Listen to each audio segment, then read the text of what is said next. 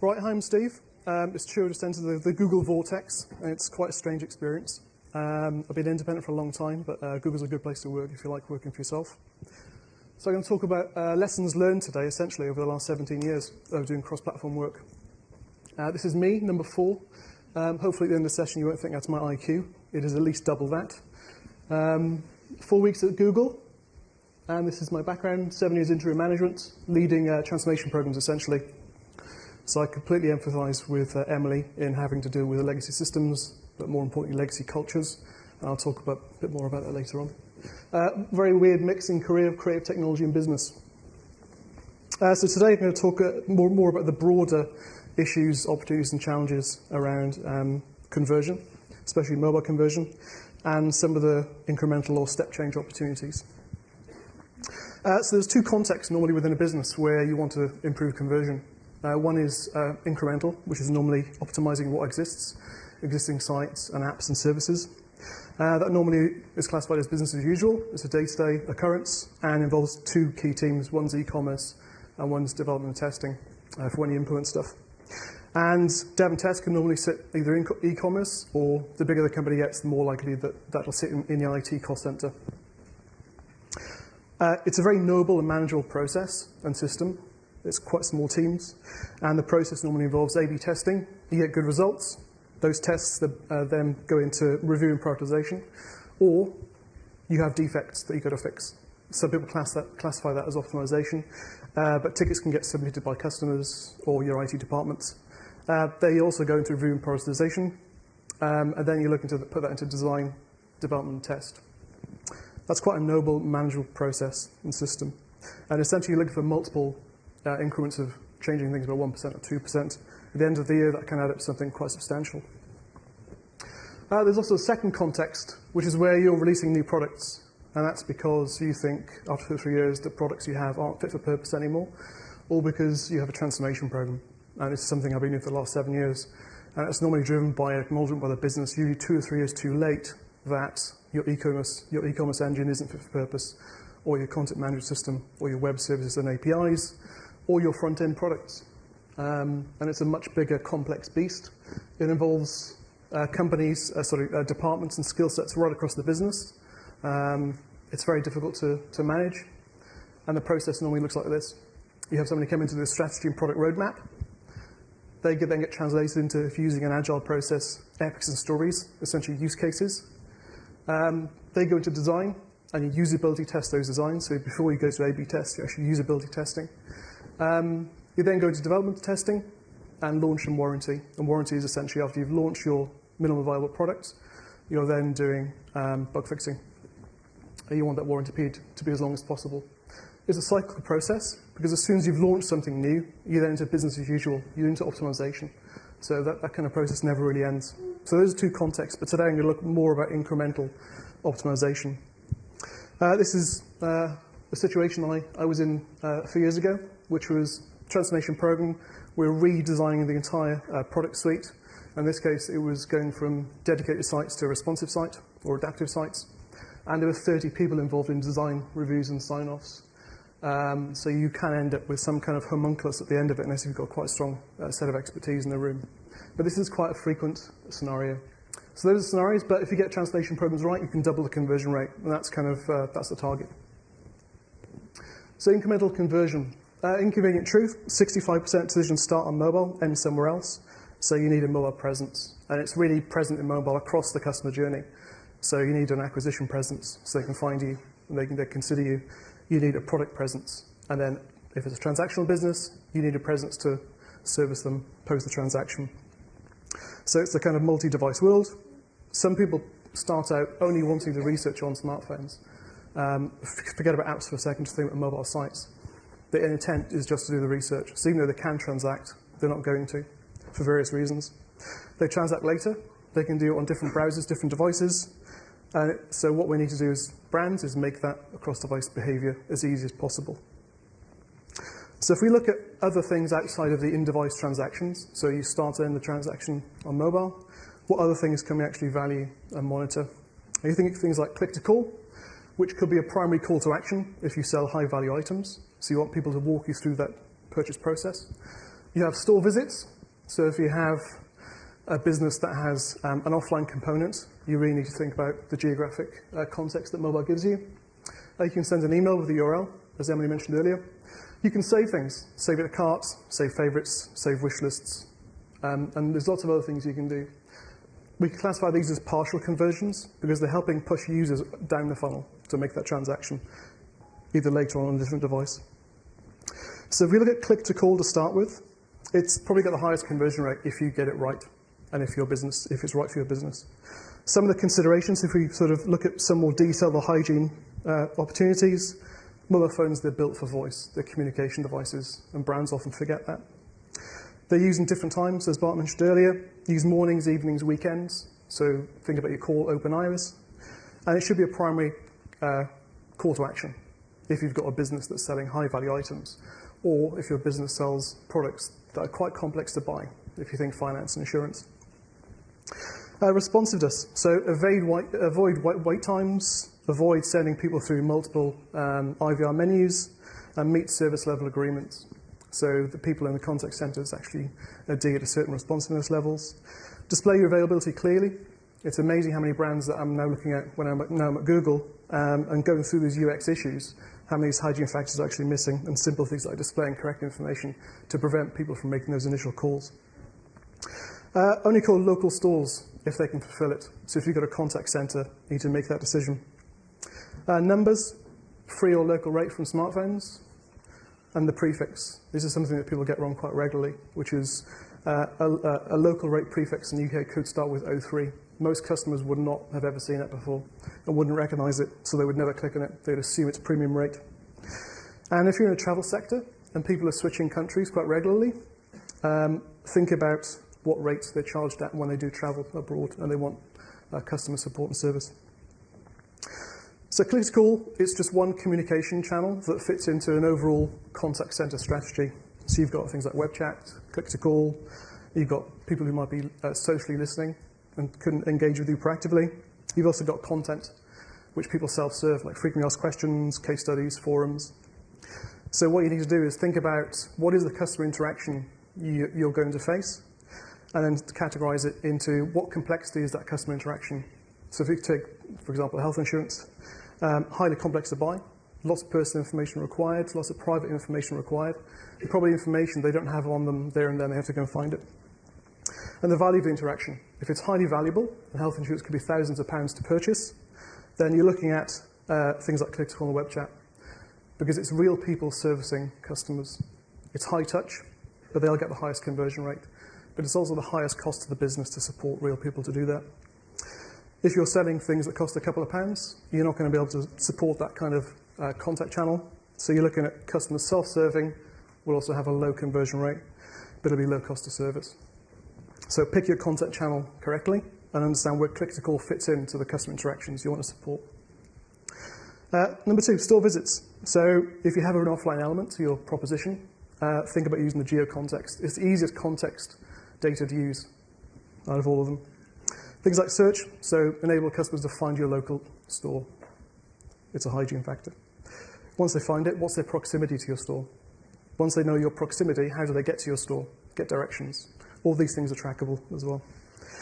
If you want to offer a richer experience, you can be looking at things like a Google product, which is offline local inventory, which I became aware of a few weeks ago. So people find your store, they know where they are in comparison to your store, they can then get to your store, and it's not in stock. Local inventory ads can help them with that. And click and collect, so enable people to choose how they actually want to pick up this stuff, either at home, a store, drop-off point, giving customers that omni-channel convenience. Sending email, as Annie mentioned earlier, with a URL to view later. This basically, the value of this, it's quite a simple feature, but the value of it increases with the value of the product they're saving to consider later on, and the complexity of the interaction. Very simple to do. And saved. So what we're seeing is shoppers with no intention of converting in a single session. That's because they're going to wait for payday before they actually buy stuff. So they leave stuff in their carts, they'll save favourites, but it'll be a month before they actually transact. Or they want to show it to people for a second opinion, or they simply want to save it to reflect if it's a high value purchase. So allowing people to save things enables you to support new shopper trends. And the value of that increases with the value of items they're saving. The more that growth, the more the trend grows, and the more that people use cross-device conversions. And signing up. So all sorts of products, sites, apps, and then once you sign up to site and app, you could then become a loyalty member. When I was working for an insurance company quite a few years ago, to sign up, it was 17 fields you had to fill in, 17 questions. So I went into marketing and said, how many marketing questions can we get rid of? And they said, we'd probably get rid of maybe 4 or 5 at a push. Okay. Went to the actuarial department and said, how many can we legally get rid of? And they said, well, we can't get rid of any. I said, really? They said, no, we'd probably get rid of some. So we managed to get rid of the 4 or 5. So I went to the dev team and I said, how many of those questions are actually used in the equation that gives people a quick quote? And they said it was 2 or 3. So we collapsed 17 questions to 2 or 3 questions. We made it a very simple sign-up process to give them a quick quote, which they can then proceed with a more formal quote through telephony, which had a high conversion rate. But it's a change to business process, but these things can affect conversion rates. In terms of apps, the biggest difference between a site and app is an app should give you a persistently logged-in experience. It should be a persistently logged-in state. So again, asking for minimum information to sign up for an app, email address, password, first name, last name, should be the target. All the other data you want from them, as opposed to require from them, should be a CRM exercise. What you're asking for is a value exchange. So you ask for a bit more information, you give them a bit more value. And it's an incremental process. So a loyalty scheme, something we've used before, is actually using a loyalty base that you have, again, on a sort of value exchange basis. You ask for more information, give more value, but you use the loyalty base to get feedback on new propositions, new products. What do you think about shifting a mobile site that's dedicated to a responsive site and so on? And beta test. Beta test that stuff, soft launch it before it goes out, because they'll be gentle with you, but also very honest. Sign up to email, let's skip that. So I've probably, over the last couple of years, lost 8,000 minutes of time talking to heads of acquisition, heads of analytics about cross-device behaviors, and with all the acquisition budgets going to desktop. But as desktop performs worse and worse year on year, the fixation on desktop money increases. It's a weird scenario. So we have desktop conversion rate increasing, but it doesn't make sense based on what data we're seeing. So if you look at desktop conversion rate, we have here, it's increased 22% over 2 years. Increase in conversion, 16% up. Decrease in sessions, 15% down. That's quite strange. The transaction share in desktop has dropped, 90% to 75%. So the blue line looks great. Conversion rate's going up. Red line, transaction share is going down. So desktop's probably X growth. If we look at the path to purchase across the different platforms, you've got smartphones servicing people in the research need at the start and at the end, post-transaction. You've got tablet at the product stage, so people want to customize their transactions, much bigger device, easier interface to use, and then they're transacting on tablet. So, on desktop. So desktop is over-indexing in conversion rate, which is why people are looking at in-device conversion rates and desktop incorrectly. So mobile traffic is up, but conversion rate is down. Again, it doesn't make sense with the popularity of smartphones. But we've got decrease in direct traffic on desktop. We've got mobile traffic, which is growing exponentially every year. And what's happening is more and more people are researching on smartphone, and all that traffic is being pre-qualified onto desktop. When they get to desktop, they're actually converting much faster because they've done their research. So when they get to desktop, they're viewing less pages, and there's less time spent. So the sessions go down as well. All this makes desktop look better and better, and mobile look worse and worse. So we have a multi-screen conversion rate. So all we're trying to do is understand, if we think about the conversion rate in device as a division between transactions into sessions, what we want to know is the transactions into all sessions across all devices. So there we understand where the growth is coming from. So if we compare a traditional conversion rate in device for desktop, plus 22% over 2 years, with the multi-screen conversion rate divided into all sessions, it's down 12%. And smartphone goes from 28% to 195%. And so we can see where the growth is coming from. So if we're starting to ask the right questions then about if all the growth is coming from smartphone, because they're starting off there, maybe we need more acquisition budget on smartphone, because we're not there, then they'll do the research on a competitor mobile site and then convert on their desktop site. AdWords, something I became aware of a few weeks ago here, has estimated cross-device conversions, which is where we use our sample of logged in users across our various properties, and we develop a proxy for the uplift. So people who start on an AdWords search, click there, or now it includes display, click on display ad, and then convert on a different device. We can then work out what the uplift is for people who went from smartphone to tablet or smartphone to desktop, or the other way around.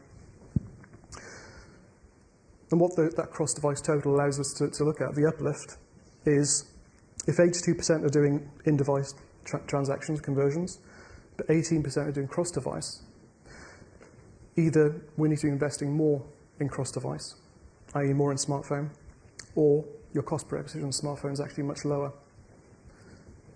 because they're not converting on them. So as an ex-head of mobile, these insights would have been gold dust in terms of being able to focus ahead of acquisition for their budgets and ahead of analytics to move out from last click attribution and in-device attribution to look at where the growth is coming from and to apportion the spends appropriately in acquisition and on products. But apart from conversion rate, what the chief commercial officer usually wants is an increase in overall revenue. So if you look at the e-commerce levers you have pricing. You can increase prices, which increases the average basket value. You've got orders. You can increase the order volume. So as well as conversion rate, there are other KPIs, other levers you can use to increase the overall revenue, which should be the overall target. And then there's fixing leakage. At one business I was in, they had a reservation system, and there was a payment stage, but the payment stage didn't actually collect your data and process it. So what we had was lots of no-shows, lots of cancellations, but because they didn't use the payment stage properly, we couldn't actually process any fines. So we actually managed to take the revenue realized from 60% to 90% simply by fixing that payment stage. So I wouldn't classify it as optimization, but just fixing big leaks. So once you have all the data, you then need to reconcile it. So every week we'd be in front of the chief commercial officer normally, and we'd be talking about, he'd look at the econometrics from the agencies give you, and he'd say, fantastic displays, up 110% against target this year. And he'd look at the e-commerce data from Omniture or GA, and he'd say, this doesn't look so good. Where's the mismatch? And then he'd have somebody from commercial come in and say, from our management information systems or business information systems, actually the figure's worse again. So you need to kind of reconcile your econometrics from the agencies with your e-commerce data that you use internally, whether it's Omniture or Google Analytics or whatever, and get some sort of consistency. So you're telling the right picture. So you're measuring things in the same way. And then also reconcile that with your management information systems internally, your proper revenues, your proper sales.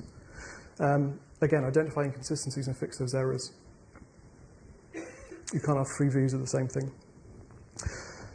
Shifting gears slightly, so the number of mobile propositions I've come across that need no UX improvements are 0. Fixing product and offer pages. So you go through the home screen, you're in product and offers. Essentially, you want high traffic and high conversion rate. So it's the green quadrant that you want to be in. Because if you've got high conversion rate and high traffic, you just need to do more of the same. You just need to make sure everything's stocked. On the left-hand side, you've got low conversion, high traffic. Sorry, low traffic, high conversion rate. You need to increase the traffic.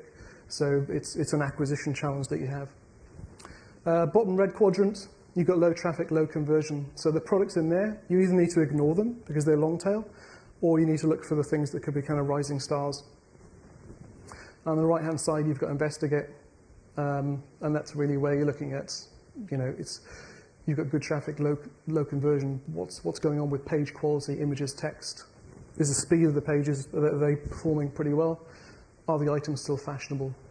Things like that. Setting up a merchandising working group. One company I was in, we had a massive drop in conversion rate. 3 days before we had to report our figures. We couldn't understand why, so everyone looked at the head of analytics. He had no rationale for it, so we looked at the head of acquisition. He said, well, the traffic levels are the same. There's no reason to think that the quality of traffic's gone down. And 2 days later, we found out the pricing had doubled the pricing on the products because they had low inventory and they were selling at a massively premium rate. We didn't know that because we're typically in a silo structure of a huge business. They had their own multiple pricing IT systems that were completely invisible to e-commerce. So the conversion rate was materially down, revenue was materially down. The uplift in average basket value didn't make any difference, didn't close the gap. So we set up a merchandising working group, and every 2 weeks we'd meet, we'd talk about our forecasts jointly. We would share our plans for seasonal changes, if we're going to change the inventory mix, the product mix, and we would communicate any joint decisions upwards to the senior management. This is where kind of conversion rate can be affected by business process and parallel teams. Business as usual. So you do a great test, or you have defects to fix, and you need to engage IT to implement it. The alternative is that if you've got successful A/B test or multivariate test running, you'll just keep it running, so you keep capturing the benefits. So another scenario, not too long ago I was involved in, was that we had something to implement, and the IT head said, we haven't got any resource available to you, even though we should have IT business as usual resource available. A week later, he said, good news, we've got resource, but we can't prioritize your stuff over somebody else's who needs it. So we agreed to meet a week later. A week later, he said, fantastic news, we can prioritize your work, but we haven't got resource anymore. So a week later again, we said, right, we're going to set up a working group because we can't keep doing that dance. So we set up the working group, and it was cross-functional, and we said, these are the defects and test results that we want to implement, and these are our priorities for them. IT would say, this is our technical complexity, what we think are the problems, these are our priorities, and we'd agree a schedule. We'd get a service level agreement from IT, so we knew what the turnaround time was, and we make sure that they weren't borrowing resource for that from other parallel teams where we needed them to be doing development as well. So they weren't going to kind of give us from one hand and take away with another. So as mobile, as a principle, should be horizontal across the business. It should be educating the whole business, operations, logistics, commercial, but what it can do for it. And these are working groups that can massively affect conversion, or what you want to do, what you need to think about setting up. So step change conversion, new products. So again, new products either because you want to refresh your products or you've got a transformation occurring. Complex, cross-functional, and very hard. The normal outcomes we see from big lift projects are that conversion rate normally goes down rather than up, which isn't what senior management want or expect. It's normally due to the volume of defects you have, and also user reaction, the unexpected reaction you get. If you massively change your brand, you will get an adverse reaction, even from your loyal users. You use your warranty period wisely. Negotiate as long a warranty period as you can get.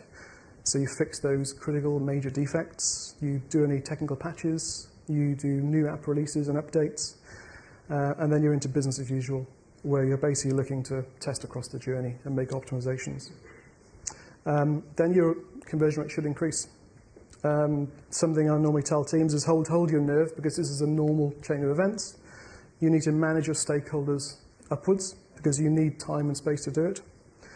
You need to keep your teams co-located. So IT and marketing should always be co-located, and you're basically measuring, testing, and learning. I'll do more on step change another day. And tomorrow. So I've been quite quick. So this is the event tomorrow. Luke Wroblewski, Design Mobile Essentials. I won't bother reading all that, but I guess it's time for any questions.